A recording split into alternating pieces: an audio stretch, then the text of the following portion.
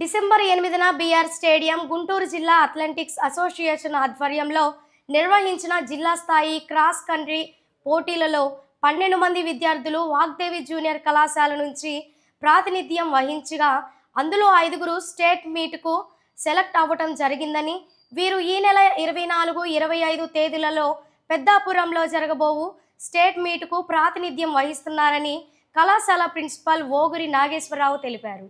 కళాశాల secretary and correspondent రాయల శ్రీనివాసరావు విద్యార్థులను ఉద్దేశించి మాట్లాడుతూ ప్రతిభ కనబరిచిన విద్యార్థులను అభినందించారు.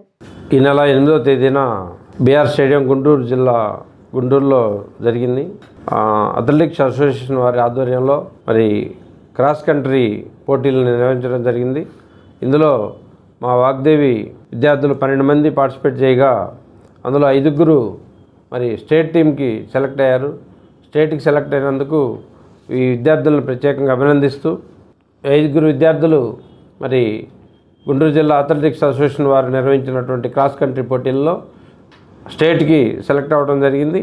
వీరు ఈ నెల 24, 25 తేదీల్లో పెద్దాపురంలో జరిగే స్టేట్ మీట్లో వీళ్ళు పార్టిసిపేట్ చేస్తారు.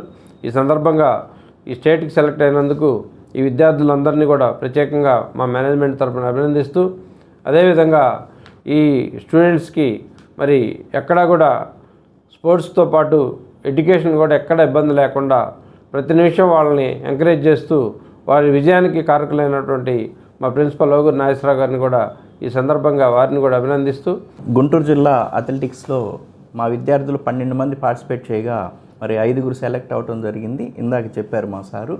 అయితే వీరికి సంబంధించిన కోచింగ్ని గమనించినట్టయితే ఉదయం 5 గంటల నుంచి 8 గంటల వరకు డైలీ, అదేవిధంగా సాయంత్రం 4 గంటల నుంచి 6:30 వరకు డైలీ ప్రాక్టీస్ ఇవ్వడం అనేది జరుగుతుంది.